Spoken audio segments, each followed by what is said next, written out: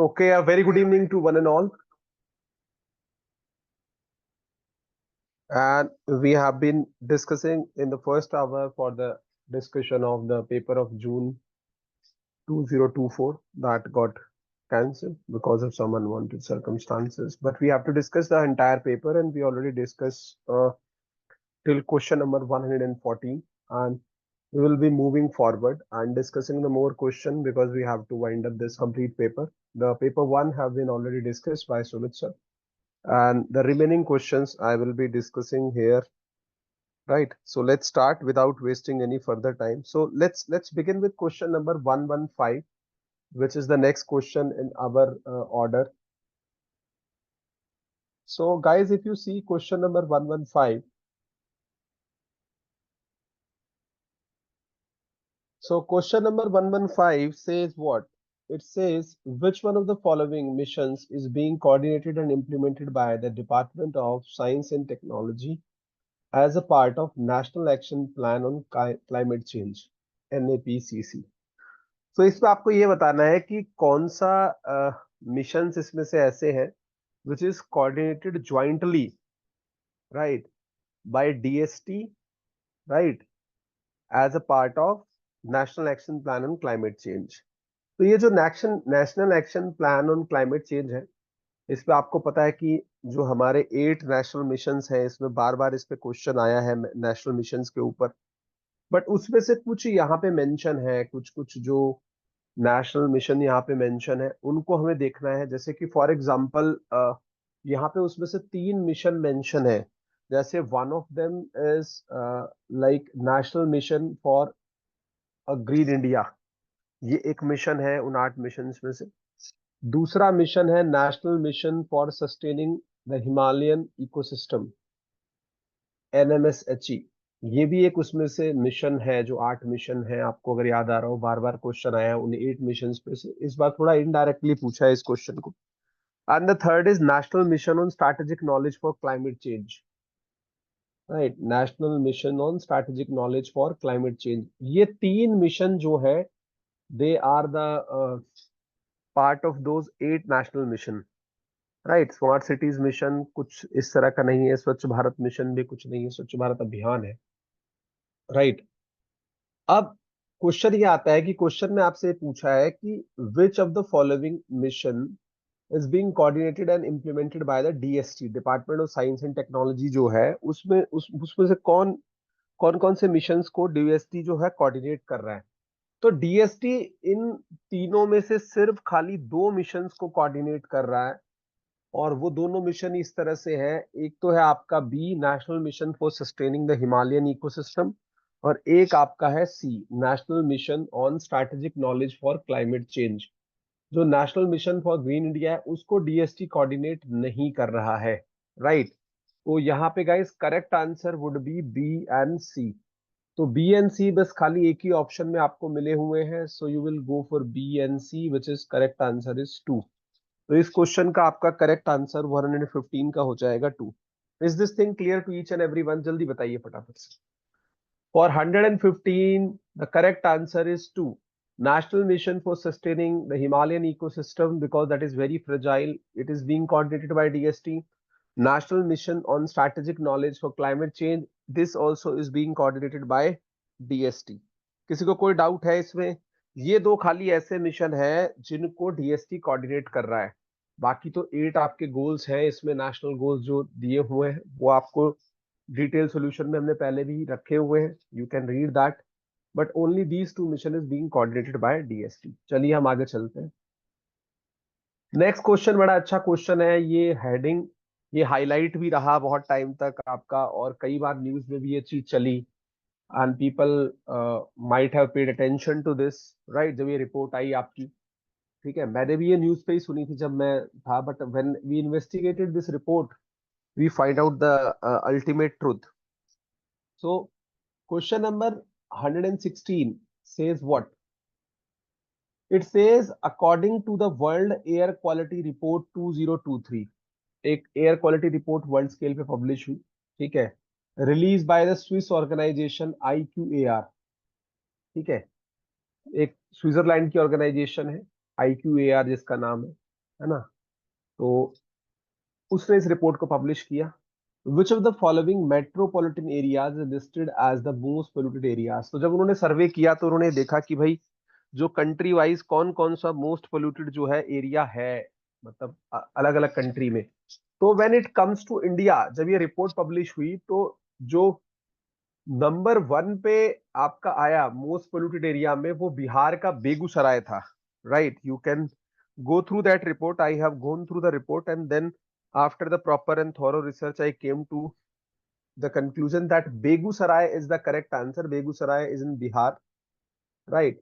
So Begusarai is the correct answer as per the this Swiss organization IQAIR report, right? या air quality report जिसको आप कहते हैं 2023, which was published at world level. So the from Indian side, the metropolitan city Begusaraय, which belongs to Bihar, was the having most polluted area. तो बेगूसराय का air quality उनको सबसे खराब दिखाई दिया as per this report. So the correct answer here is Begusarai. Clear है सबको? किसी को कोई डाउट है इसमें जल्दी बताइए फटाफट से. So Begusarai is the correct answer for 116. This metropolitan city was having the worst air quality index at that time. Right? चलिए आगे चलते हैं क्वेश्चन नंबर 117 पे, because we have to discuss them all with the logic and the proper scientific information. 99.9% we have done our homework and supposed to be reach the correct answer, right? But we are not aware whether the NTA will issue the key, but we have to reach to the correct answer, right? Still, it is not there as far as my information is.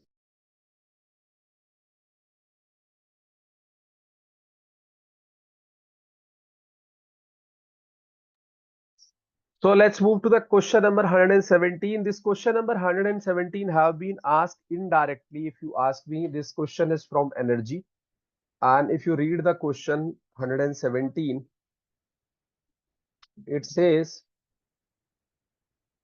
which one of the following is true for ground source heat pump? So first of all, let me tell you, ground source heat pump is nothing. It's geothermal energy only. जो ये wording use होना चाहिए था कायदे से, बहुत से बच्चों को ये नहीं पता है। जो ग्राउंड सोर्स हीट पंप है वो कुछ नहीं है, वो जियोथर्मल एनर्जी ही है, right? That is an other name of geothermal, right?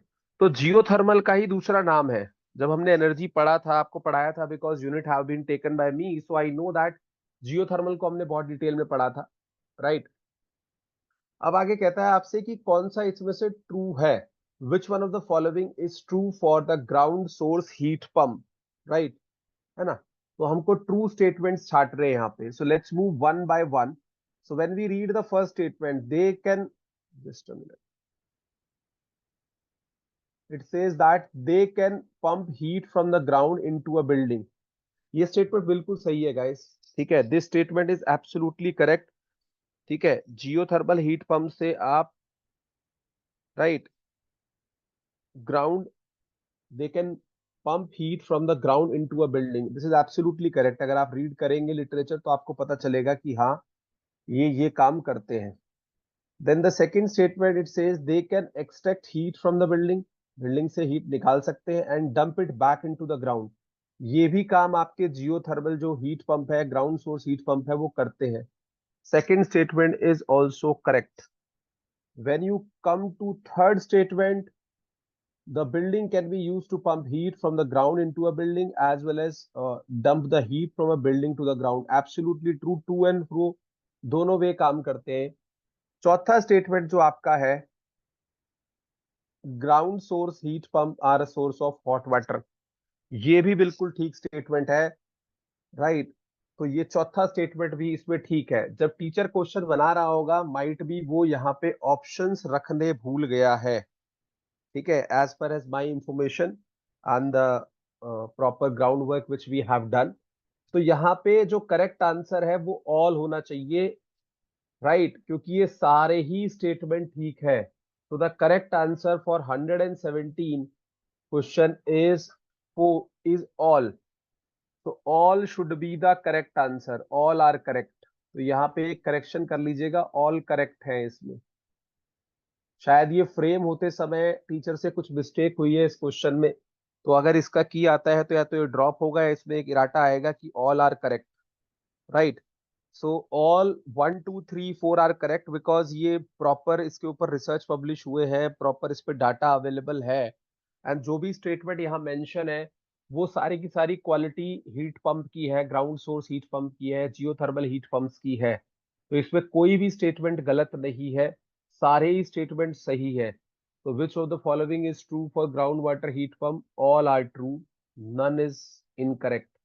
तो all 1 2 3 4 are correct, so 170 all correct. क्या ये सबको क्लियर है? कोई डाउट किसी को यहाँ पे? जल्दी बताइए। क्वेश्चन नंबर 117,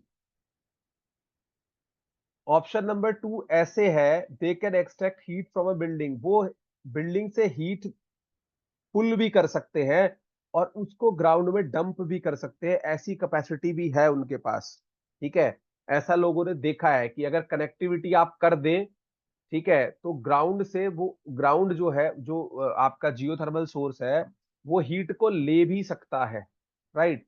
अगर हीट ज्यादा टेम्परेचर पे उससे रहेगी ऊपर की, क्योंकि इतना भी हाई नहीं रहता। When you talk about the upper surface, हमने बताई भी थी ये बात कि ऊपर आते आते उसका लेवल जो है इतना नहीं रहता है जितना आप सोचते हैं। तो ये एक तरीका भी है कि हीट डंप भी की जा सकती है उनको यूज करके।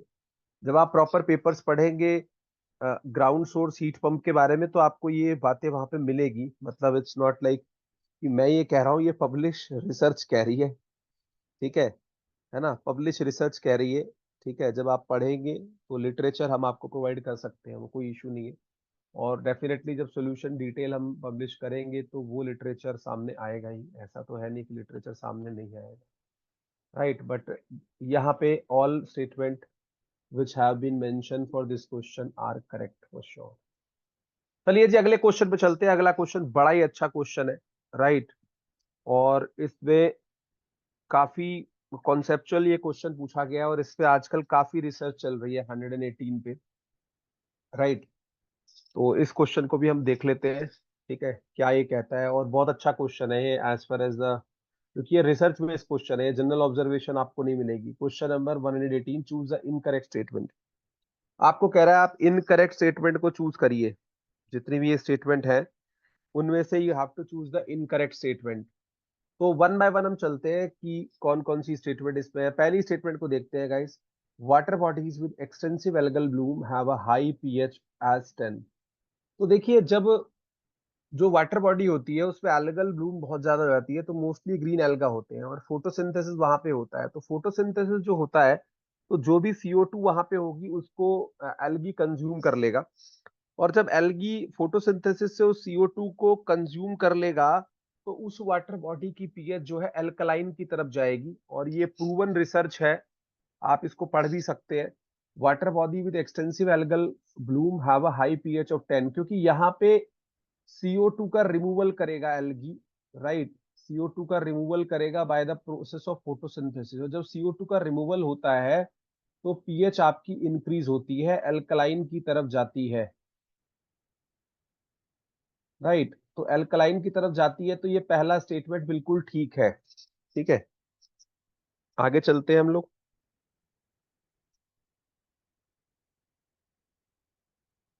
सेकंड स्टेटमेंट को देखिए। Removal of CO2 by photosynthesis in the alga is responsible for high pH. ये भी बिल्कुल सही है जो मैंने आपको बताया, एग्जैक्टली सेम थीम पे ये काम हो रहा है। तो second statement is also correct, right. जैसे जैसे CO2 रिमूव होगा एल्कलाइन की तरफ आप जाएंगे, ठीक है। अगर CO2 बढ़ेगा तो आप एसिडिक की तरफ जाएंगे, पीएच ड्रॉप करेगा। Let's go to the third statement. It says in the dark hour algae in the water body increase the pH of water. ये बड़ा अच्छा है स्टेटमेंट। देखिए, जब डार्क कंडीशन होगी तो वहां पे कोई फोटोसिंथेसिस नहीं होगा, ठीक है। वहां पे कोई फोटोसिंथेसिस नहीं होगा डार्क में, क्योंकि सनलाइट तो है ही नहीं। तो जब फोटोसिंथेसिस नहीं होगा तो एल्गी जो है थोड़ी बहुत रेस्पिरेशन वहां पे शो करती है। और अगर फोटोसिंथेसिस नहीं हो रहा है तो CO2 वहां हाई रहेगी। और CO2 हाई रहेगी तो पीएच डिक्रीज होगा इंस्टेड ऑफ इंक्रीज। ये जो स्टेटमेंट है थर्ड स्टेटमेंट, इसमें पीएच आपका जो है डिक्रीज होगा, क्योंकि जब एसिडिक कंडीशन है तो पीएच डिक्रीज, तो यहाँ पे लिखा हुआ है पीएच इंक्रीज, तो ये स्टेटमेंट जो है आपका गलत स्टेटमेंट हो गया, और यही आपका करेक्ट आंसर है इसके अंदर, थर्ड। ये गलत स्टेटमेंट है। फोर्थ स्टेटमेंट को भी हम गो थ्रू कर लेते हैं। कहता है water bodies with the algal Bloom experience diurnal variation pH. बिल्कुल सही बात है, डे और नाइट में उनके पीएच में वेरिएशन आता है। इसका बिल्कुल परफेक्ट रीजन है, क्योंकि नाइट टाइम में वो रेस्पिरेशन को प्रेफर करते हैं और डे टाइम में फोटोसिंथेसिस ज्यादा होता है जब लाइट की प्रेजेंस होती है। तो ये जो वेरिएशन है in the pH, that is because of the photosynthesis and respiration which is happening simultaneously there. ये जो डायरनल वेरिएशन है इनका because of photosynthesis and respiration done by. तो यहाँ पे एक ही स्टेटमेंट गलत है गाइस, थर्ड, बाकी सारी स्टेटमेंट ठीक है। तो थर्ड स्टेटमेंट ही यहाँ पे मेरा करेक्ट आंसर है। तो for 118, question number 118, the correct answer is third only. Third is the correct answer, क्योंकि ये स्टेटमेंट रॉन्ग है और इसने रॉन्ग ही पूछा है कौन सा है। क्या क्वेश्चन क्लियर है? कोई डाउट किसी को इसमें 118 में? क्वेश्चन नंबर 118 क्लियर है सबको? जल्दी बताइए। ये पेपर हमें एज अर्ली एज फिनिश करना है, अब इसको हम पेंडिंग नहीं रख सकते, तो विद इन 2-3 डेज इसको समाप्त होना ही पड़ेगा, कोई और चारा नहीं है। ठीक है ना? मोस्ट ऑफ द चीजें इसकी हो चुकी है, तो अब इसको हम पेंडिंग नहीं रखेंगे, this has to go down, क्योंकि फिर यूनिफॉर्म वे में सभी अपना तैयारी को चलाएं। ठीक है, अब ज्यादा इस पे इंतजार करना ठीक नहीं है, क्योंकि इससे कुछ क्वेश्चंस अच्छे हैं जो दिख सकते हैं आपको वहां पे। ठीक है, but we are not sure, क्योंकि दिखेंगे, क्योंकि इसको कैंसिल माना गया, पर फिर भी आपको आना चाहिए।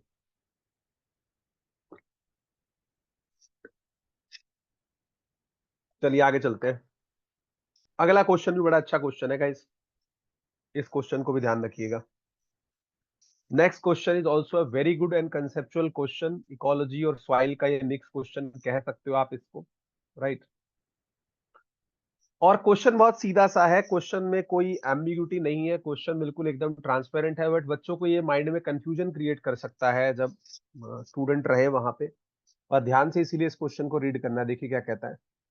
क्वेश्चन नंबर 119 कहता है,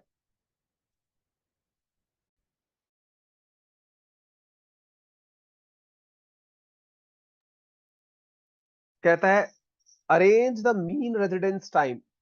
ठीक है, arrange the mean residence time in years. Mean residence time कहने का मतलब क्या है कि कितने टाइम तक कोई न्यूट्रिएंट,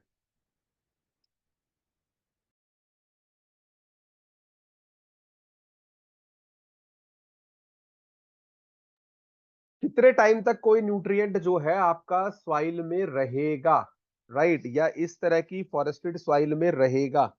तो कहता है arrange the mean residence time year of phosphorus for the following ecosystem types in the descending order. तो मुझे ये पता होना चाहिए कि डिसेंडिंग ऑर्डर की जब बात कर रहे हैं तो जिसका मैक्सिमम है वो सबसे आगे आएगा, राइट। अब जब आप इसको क्रॉस इन्वेस्टिगेट करेंगे तो बहुत से लोगों का ये कहना है जो ट्रॉपिकल रेन फॉरेस्ट है उसमें लीचिंग बहुत ज्यादा होती है, बट आप ये भी ध्यान रखें कि जब ट्रॉपिकल रेन फॉरेस्ट में आपको लीचिंग के लिए बोला जाता है, तो वहां पे लीचिंग किन किन न्यूट्रिएंट की होती है? वहां पे सोडियम, पोटाशियम, कैल्शियम, मैग्नीशियम, इस तरह के आयंस जो है लीच डाउन करते हैं। ठीक है, अगर आपको याद आ रहा हो तो। ठीक है, फॉस्फोरस वहां पे लीच डाउन नहीं करता, phosphorus is basically available in the form of phosphate, PO4 3 minus, ये हमने खूब पढ़ा है, तो ये लीच डाउन नहीं करता, this will be holding tightly there. अब जब आप इसके ट्रेंड को स्टडी करेंगे, और बहुत सारे रिसर्च पेपर इस पे पब्लिश हुए हैं, क्योंकि ये रिसर्च पेपर बेस ही क्वेश्चन है, ये स्टूडेंट को जनरली नहीं ऐसे आइडिया लगेगा, जिसको थोड़ा आइडिया लगेगा वो रिसर्च पेपर से ही लगेगा, या फिर जो सॉइल में काम कर रहा है पर्टिकुलरली। तो जब आप इसके डाटा को देखेंगे तो आपको ये समझ में आएगा कि अगर मैं न्यूट्रिएंट, मेरे फास्फोरस अच्छा खासा है, नाइट्रोजन अच्छी खासी है, पोटेशियम अच्छा खासा है, तो मेरी ग्रोथ बहुत अच्छी होगी, क्योंकि एनपीके जो मेरे प्राइमरी फर्टिलाइजर्स, राइट। तो इसको प्रोडक्टिविटी के इक्विवेलेंट ही रखा गया है, क्योंकि अगर फास्फोरस होल्डिंग ज्यादा होगी वहां पे, या ज्यादा समय तक फास्फोरस रुकेगा वहां पे, रेजिडेंस टाइम ज्यादा होगा, तो अच्छी खासी growth we can expect from that place. तो when we study the data of this thing we find out कि जो आपके ट्रॉपिकल रेन फॉरेस्ट है उसमें रेजिडेंस टाइम मैक्सिमम है, राइट। तो ट्रॉपिकल रेन फॉरेस्ट जो है उसमें रेजिडेंस टाइम मैक्सिमम है, तो वो तो सबसे आगे आने वाले हैं। ठीक है, करीबन करीबन 2.7 टू 9.8 ईयर्स तक भी इसमें रिसाइड करता है। तो जैसे ही आपको पता चल गया कि ट्रॉपिकल रेन फॉरेस्ट सबसे आगे है, मैक्सिमम है, तो यहाँ पे फर्स्ट और सेकंड ऑप्शन का तो बिल्कुल एकदम कोई मतलब ही नहीं बनता है। ये भी चले गए और ये भी चले गए साहब, क्योंकि ए ही मैक्सिमम है। ठीक है, अब जब ये दोनों चले गए, ठीक है, जब ये चले गए हैं तो बस अब दो ऑप्शंस पे मुझे चॉइस लेनी है। ठीक है ना, ए सबसे मैक्सिमम है, ये बात हमें पता चल चुकी है। अब जब दो ऑप्शंस में आपको चॉइस लेनी है, तो उसके बाद आपकी बारी आती है, जब आप ट्रॉपिकल से निकलते हैं, ट्रॉपिकल रेन फॉरेस्ट से निकलते हैं, तो temperate deciduous forest second number पे है, तो उसके बाद आपका आ जाएगा D. Temperate deciduous forest will be on the second number. A के बाद डी आने वाला है। टेम्परेट डेसिडुअस फॉरेस्ट की उसके बाद काउंटिंग होती है। जो डाटा है वो यही शो करता है कि जो टेम्परेट डेसिडुअस फॉरेस्ट है वहां पे अच्छा खासा रेजिडेंस टाइम इनका दिखता है। और उसके बाद बारी आती है टेम्परेट कोनीफेरस फॉरेस्ट की, right, which is B. And last में आपका आता है boreal forest as compare to this. Boreal आपका लास्ट में आएगा, which is basically your C.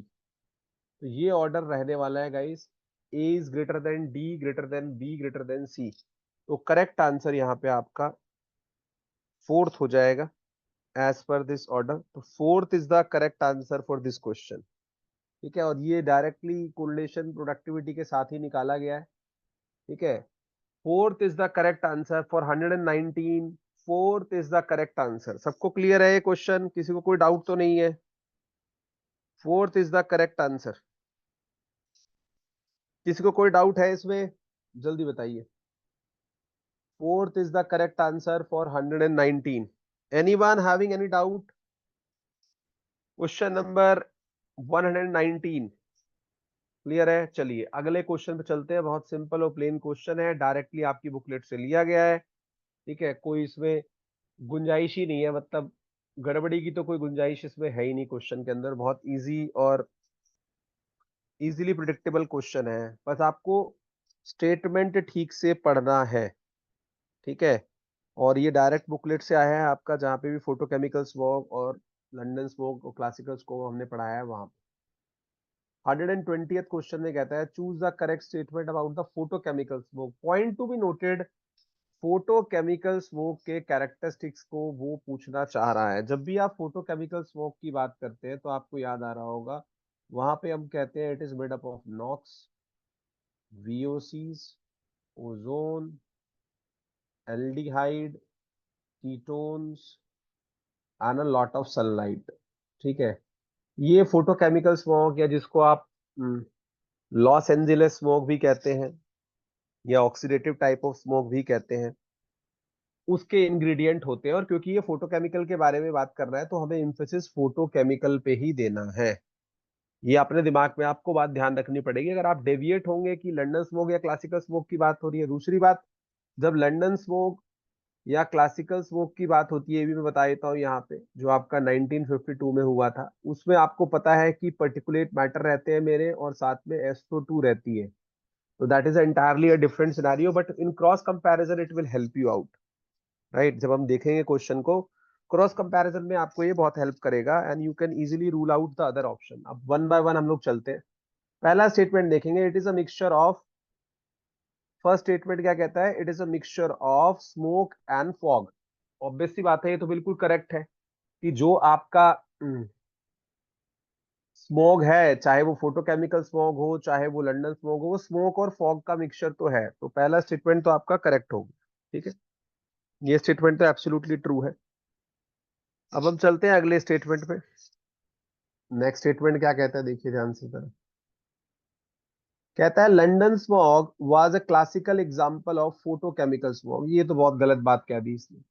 London smog is entirely a different story. London smog जो था उसमें पर्टिकुलेट मैटर ऑन SO2 थे, उसको क्लासिकल स्मॉग कहते थे। लेकिन फोटोकेमिकल स्मॉग जो है वो एंटायरली डिफरेंट स्टोरी था। उसमें NOx, VOCs, ozone, aldehyde ketone, sunlight, ये सब होता था, हाई टेम्परेचर में फॉर्म होता था। तो ये जो स्टेटमेंट बी है गाइस, ये तो एब्सोल्युटली इनकरेक्ट हो गई। इसको तो आप कट कर दीजिए, ये तो गलत स्टेटमेंट है। ठीक है, दोनों अलग तरह के स्मोक थे। थर्ड स्टेटमेंट में चलते हैं हम लोग। Third statement, when we see NOx, VOC, SO2 are essential gradient of photochemical smog. देखो, नॉक्स तो ठीक है फोटोकेमिकल स्मोक में, VOC भी ठीक है, वॉलेटाइल ऑर्गेनिक कंपाउंड भी ठीक है, लेकिन SO2 कहां से आया फोटोकेमिकल स्मोक में? SO2 का तो कोई काम ही नहीं है फोटोकेमिकल स्मोक में, that is basically on London smoke और क्लासिकल स्मोक। तो ये स्टेटमेंट भी यहाँ पे गलत हो जाएगी आपकी, क्योंकि SO2 जो है वो लंदन स्मोक या क्लासिकल स्मोक का इंग्रेडिएंट है, उसका कोई काम ही नहीं है फोटोकेमिकल में, राइट। अगले स्टेटमेंट पे हम चलते हैं। Next statement says photochemical smog is formed maximally when the sun is overhead during the summer season। बिल्कुल सही बात है, जब आपकी सनलाइट मैक्सिमम होगी तभी फोटोकेमिकल स्मॉग आपका फॉर्म्ड होगा, विदाउट एनी डाउट। तो ये स्टेटमेंट आपका ठीक हो जाएगा गाइस, डी स्टेटमेंट आपका ठीक हो जाएगा, क्योंकि जब सनलाइट आपकी मैक्सिमम होगी तभी आपका मैक्सिमम फोटोकेमिकल स्मॉग फॉर्म्ड होगा, राइट। आगे चलते हैं, हम अगला स्टेटमेंट देखते हैं। ई जो है आपका, it says aldehyde ozone are important constituent of photochemical smoke। absolutely true। तो एल्डिहाइड और ओजोन दोनों ही फोटोकेमिकल स्मोक के इंग्रेडिएंट है। अब आपको दिख रहा है कि ऑप्शन जो करेक्ट है, आपके जो स्टेटमेंट करेक्ट है वो A, D और E है, लेकिन कोई भी ऐसा अप्रोप्रिएट ऑप्शन मुझे नहीं दिख रहा जहां पे तीनों एक साथ हो, राइट। तो मेरे लिए सबसे बेस्ट ऑप्शन इस क्वेश्चन का डी और ई बनेगा, क्योंकि ए कहीं है ही नहीं, राइट। ए कहीं डी और ई के साथ है ही नहीं, तो बेस्ट ऑप्शन जो आप चूज करेंगे इस क्वेश्चन के लिए, बेस्ट ऑप्शन आपका रहेगा यहाँ पे third, which is D and E. ये दोनों स्टेटमेंट 110% ट्रू है। ए भी ट्रू है, लेकिन ए किसी ऑप्शन में मेरे पास है नहीं, and we have to choose the most appropriate option. क्या ये सबको क्लियर है how we did this question? Question number 120, जल्दी बताइए क्लियरली एकदम। किसी को कोई डाउट है तो we can discuss that, otherwise we will proceed forward. जल्दी से, anyone having any doubt till here? Clear है, चलिए आगे चलते हैं हम लोग।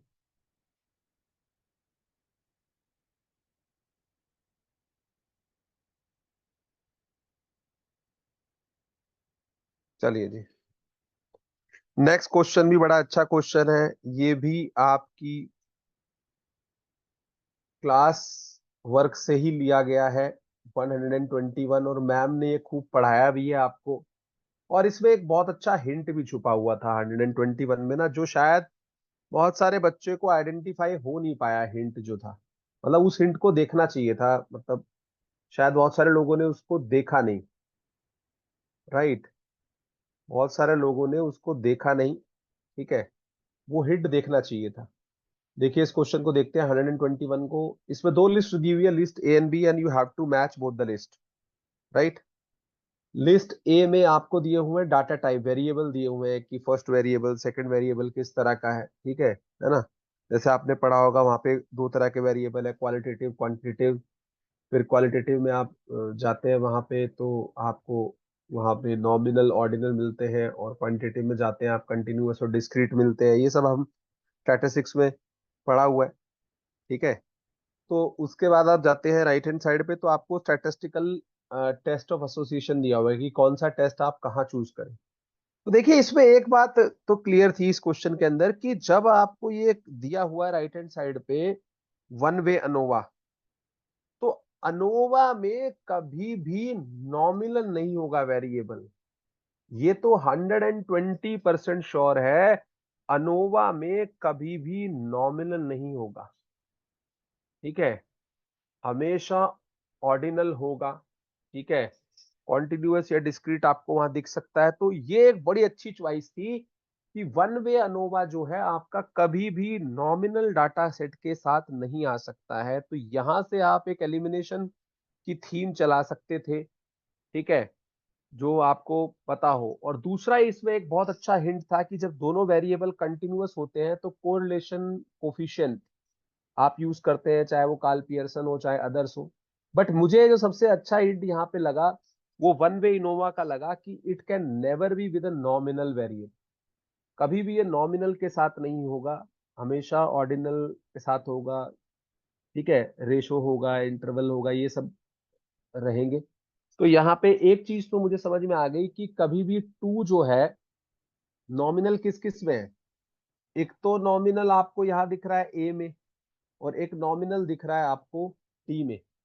तो टू कभी भी ए और डी के साथ नहीं हो सकता है, क्योंकि दोनों में नॉमिनल है।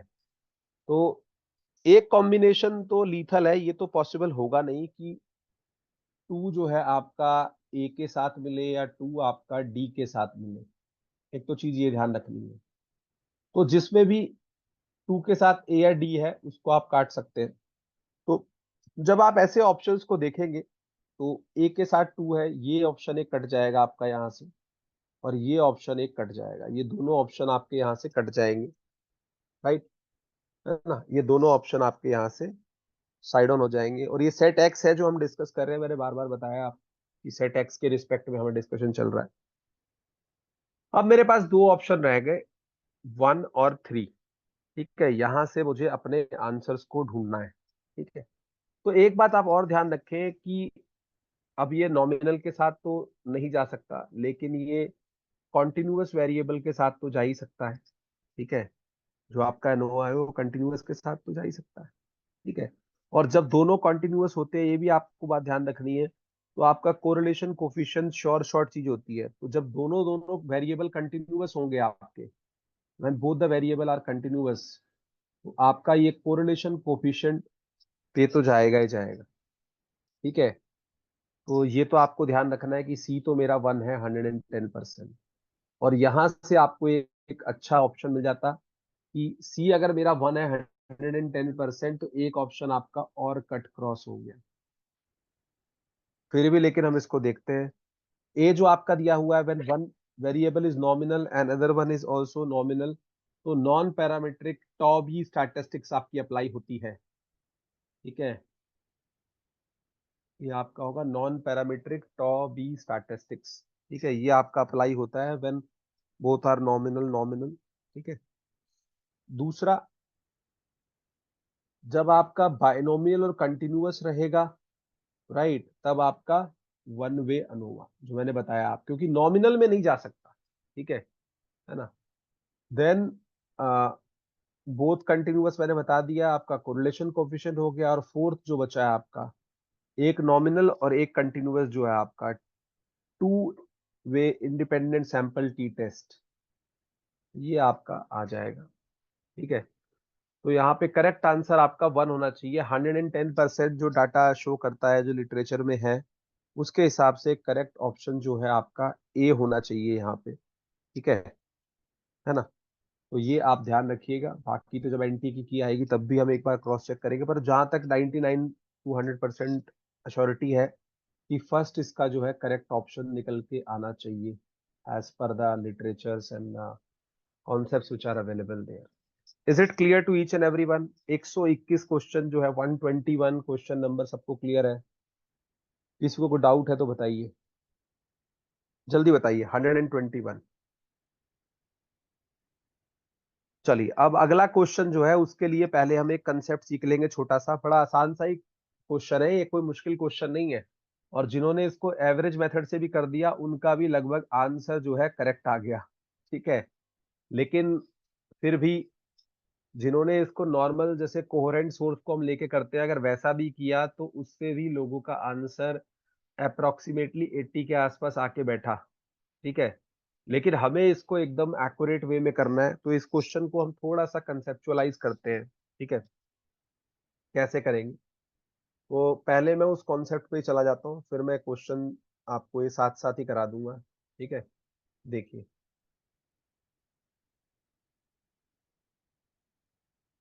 तो यहाँ पे गाइज, यहाँ पे जो एक कॉन्सेप्ट यूज होता है उसको आप देखिए जरा, थोड़ा सा इसको पहले रिविजिट कर लेते हैं कॉन्सेप्ट को, जो आपको इजी रहेगा। यहाँ पे इक्विवेलेंट नॉइस लेवल का कॉन्सेप्ट एक यूज होता है। ठीक है, उसको आप देखिए जरा, क्योंकि उसी से क्वेश्चन निकल के आया है, और ये इस तरह का क्वेश्चन पहली बार आया है एग्जाम में। ये गेट सिविल इंजीनियरिंग में आ चुका है एक बार क्वेश्चन, पुराने टाइम में। ठीक है, गेट इंजीनियरिंग साइंसेज में भी आ चुका है।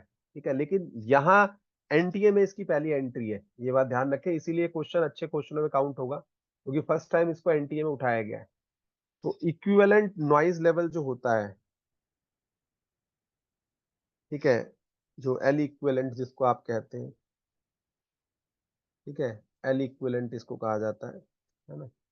और ये हमारे जो नोट्स है उसमें एक क्वेश्चन क्लास में एक कराया भी जाता है ऐसा, पर because of the complexity of the calculations लोग इसको सोचते हैं कि ये आएगा नहीं, लेकिन पर्पसफुली टीचर ने इसको रखा है। तो जब आप ऐसा देखते हैं कि कोई लाउडनेस एक पर्टिकुलर टाइम के लिए हो रही है, जैसे मैं इस क्वेश्चन पे अगर दोबारा जाऊं तो यहाँ पे आपको दो चीजें दिखेंगी, इस क्वेश्चन को भी साथ साथ रिविजिट करते हैं कि एक तो आपको क्या दिखेगा, ध्यान से उसको अंडरलाइन करेगा, दो अलग कलर में लूंगा, कहता है नॉइज लेवल, दोनों को अलग अलग कलर से हम इंडिकेट करके डिफरेंशिएट कर सकते हैं। नॉइज लेवल ऑफ 90 डेसिबल, मतलब ये लाउडनेस क्या है, L1 है, और इट एग्जिस्ट फॉर 10 मिनट्स, इसका टाइम क्या है, T1 है, मतलब ये L1, ठीक है, ये पहले वाला जो है ना, ये LP1 कह दूंगा इसको मैं, noise level from the first source, ठीक है, और टाइम इसका T1 हो जाएगा, ठीक है, इसको यही इंडिकेट मैं कर देता हूँ कि कितना है।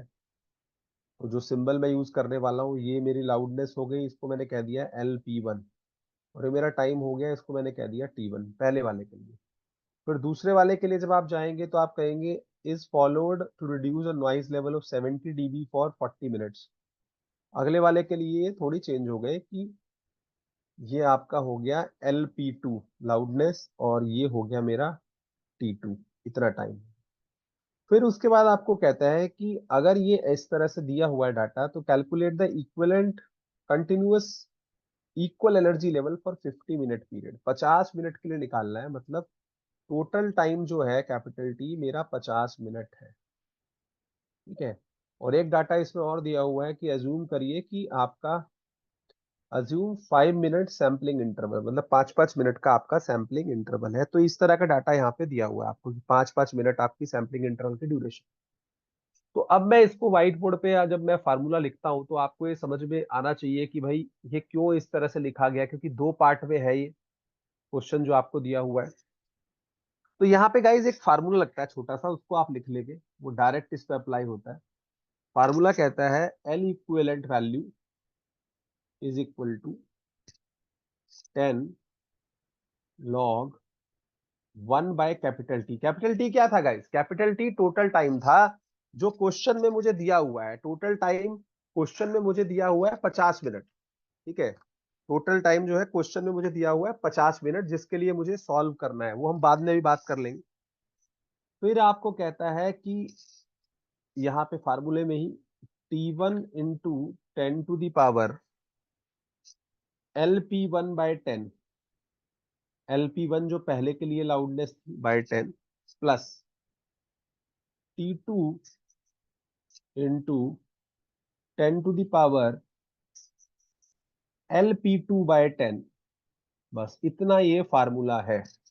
इस फार्मूले को अगर आप याद रखते तो शायद ये क्वेश्चन एग्जैक्ट आपको आंसर देके जाता, मैं बता दूं, ठीक है। अब क्या क्या चीजें हैं यहाँ पे देख लीजिए, जो हमने मेंशन किए, जो टी है वो कितना है, वो आपका टोटल टाइम है,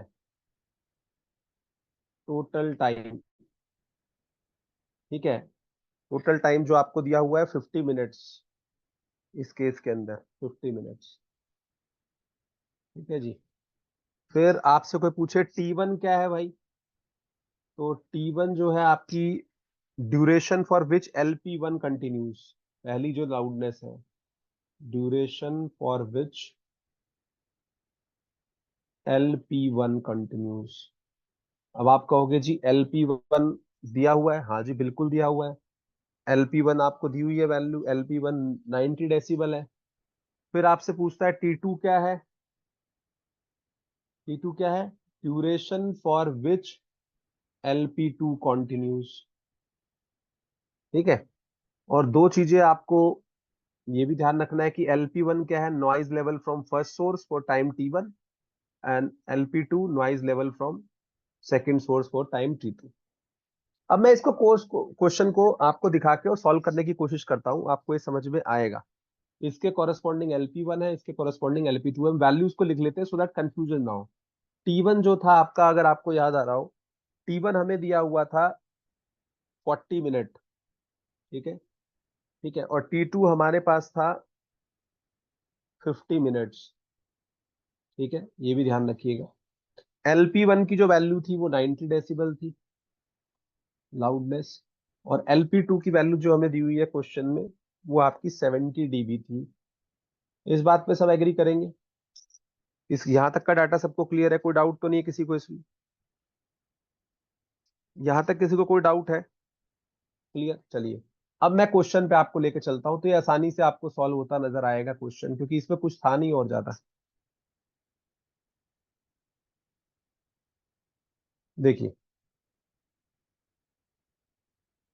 अब क्वेश्चन आपके सामने है, आप इसको सॉल्व कर सकते हैं आराम से।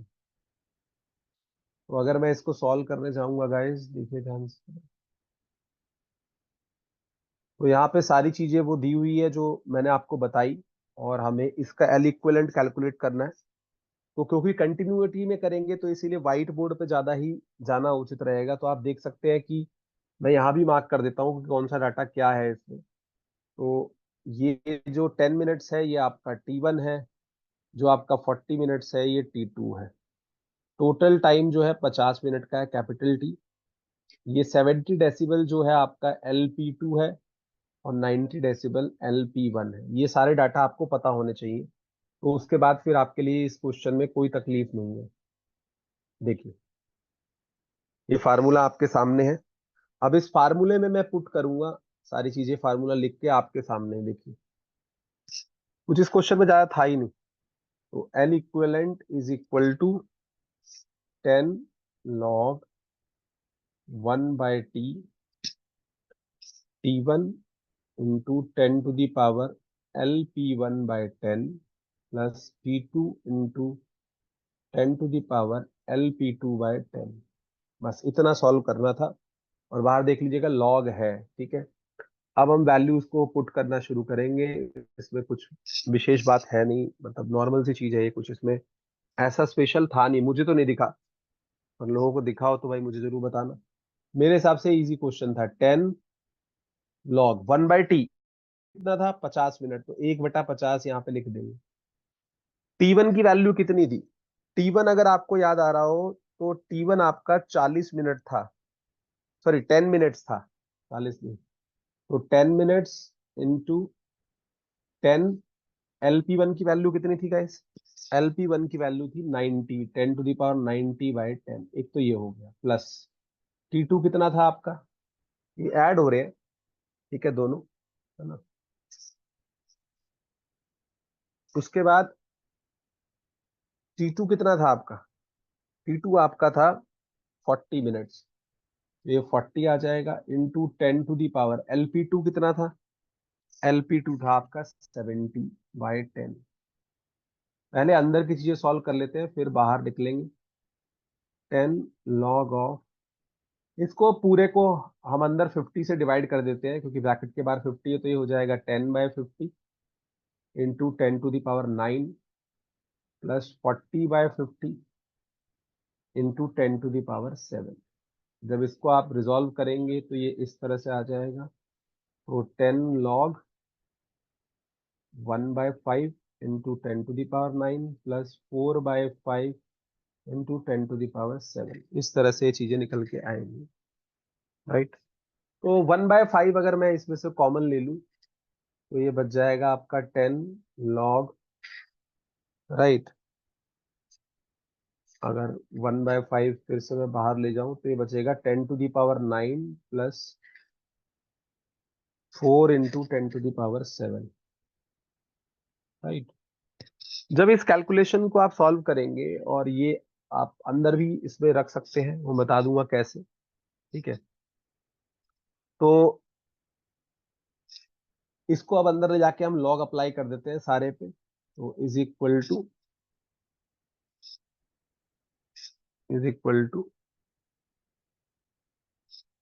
10, ये क्या हो जाएगा गाइस, क्योंकि 5 अगर अंदर जाएगा तो ये इस तरह से ये फार्मूला आपका सॉल्व होगा।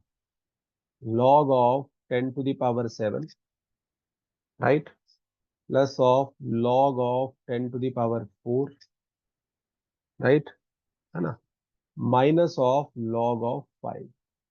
बस आप वैल्यू डालते जाइए, अब 10 आ जाएगा, यहाँ पे आपका 7 आ जाएगा। 10 लॉग 7 log 10 लिखेंगे इसको, log 10 तो 1 होता है, लिख लेते चलो, n⁻n 7 log 10 plus 4 log 10 minus log 5।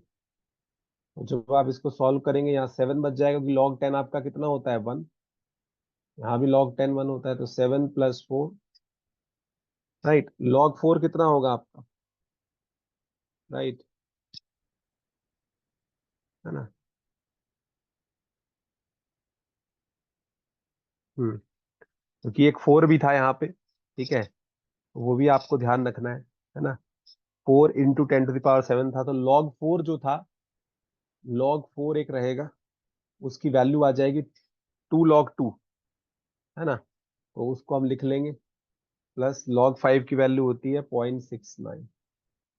यहाँ पे जब आप सॉल्व करेंगे 7 log 2 को क्या लिखेंगे, 2 × 0.3010 प्लस 0.69। इसको जब आप पूरे को अंदर जाके रिजॉल्व करेंगे, तो ये वैल्यू जो है आपकी, अगर मैं इसको सॉल्व करूं, अगर इस वैल्यू को पूरी को आप सॉल्व करेंगे ना, तो ये कितना हो जाएगा, देखिए जरा यहाँ पे, अगर मैं इसको सॉल्व करूं 7 प्लस 0.6020 माइनस 0.69, राइट, है ना। तो ये वैल्यू जब आप सॉल्व करते हैं, ठीक है, तो 9 में से वैल्यू माइनस होगी, तो 8.3 के आसपास आता है अंदर। तो यहां से जब ऐसे करेंगे ना आप इसको, ठीक है, तो आप इसको कर लीजिएगा, कोई ऐसा दिक्कत का इसमें इशू नहीं है। जब 2 log 2 करेंगे आप, तो ये आंसर आपका निकल के आ जाएगा। और यहाँ पे जब आप वैल्यू इसकी ऐड करते हैं पूरी, राइट, तो आपकी ये कैलकुलेशन आएगी 83 dB के आसपास। आप आराम से इसको करके देख लीजिएगा, क्योंकि मैंने तो किया हुआ है।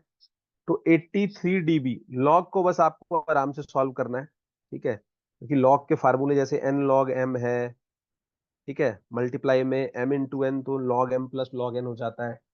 तो 83 dB आपका करेक्ट आंसर आएगा। आप करके देख लीजिएगा इसको, ये सारा आपको रिजॉल्व करना पड़ेगा, ठीक है। डिवाइड किया हमने 5 से, देखिए यहाँ पे फार्मूला लगेगा, क्योंकि ये टर्म क्या हो जाएगी, 9 log 10, ये टर्म क्या हो जाएगी, प्लस log 4 प्लस 7 log 10। तो यहां से सारा ये रेजोल्यूशन होना है, ठीक है, इसको थोड़ा ध्यान रखिएगा, और माइनस log 5। तो जब इसको आप पूरे को सॉल्व करते हैं, तो करेक्ट आंसर आपका 83 के आसपास आता है। तो करेक्ट आंसर जो है इसका 83 आएगा। इसको आप आराम से सॉल्व कर सकते हैं, और यहाँ पे एक ऑप्शन आपको 83 दिया हुआ है ऑलरेडी। जो फंडामेंटल फार्मूला था वो मैंने आपको बता दिया। तो 83 decibel is the correct answer इस क्वेश्चन की। क्लियर है? किसी को कोई डाउट है, जल्दी बताइए। क्वेश्चन नंबर 122 में किसी को कोई डाउट है, जल्दी बताइए गाइस। क्लियर है 122 सबको? बस कैलकुलेशंस को आपको लॉग के हिसाब से सॉल्व करना है, ठीक है।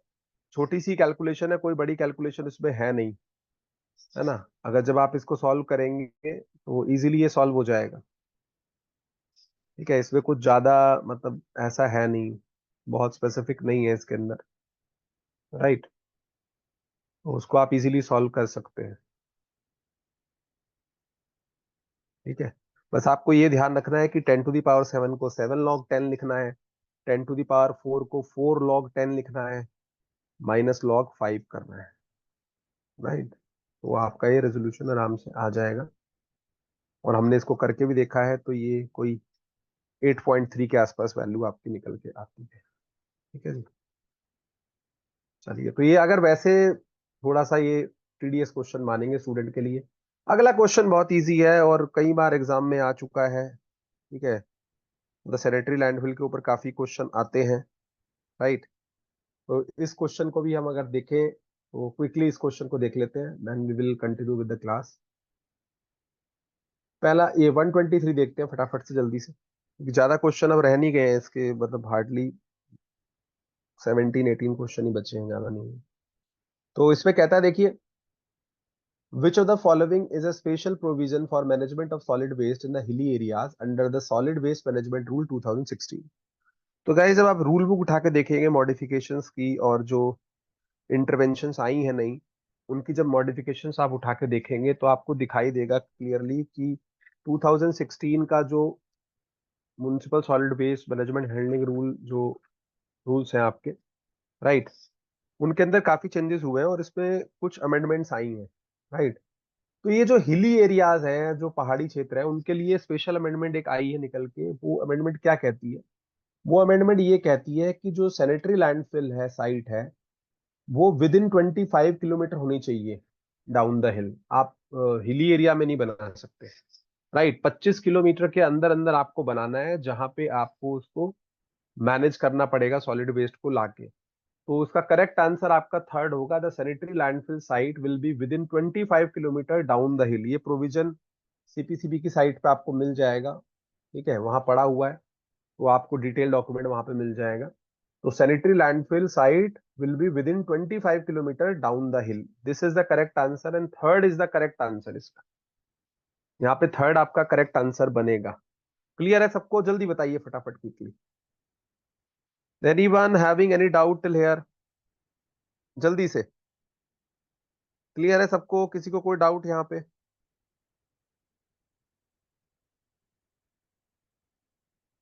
चलिए जी, अगर कोई डाउट नहीं है तो अभी हम we will stop it here because we have another session from for theory part. So those who are willing, they can continue. I will be back in 1 minute with a different ID and password. So those who are willing, they can start with the structure of atmosphere. And this will be available on your cloud also. Tomorrow we will discuss more questions. अब ज़्यादा time ये चलेगा नहीं, मतलब it's like almost done. We are done with 123. तो अब ज़्यादा नहीं है क्वेश्चन इसमें, और ये डिस्कस तो हो चुके हैं ऑलरेडी, बस we have to put up some sessions there. ज्यादा क्वेश्चन नहीं, क्योंकि 140 तक ही ऑब्जेक्टिव है, then we have the passage. तो उसके बाद पैसेज को ही हम देखेंगे, राइट। चलिए।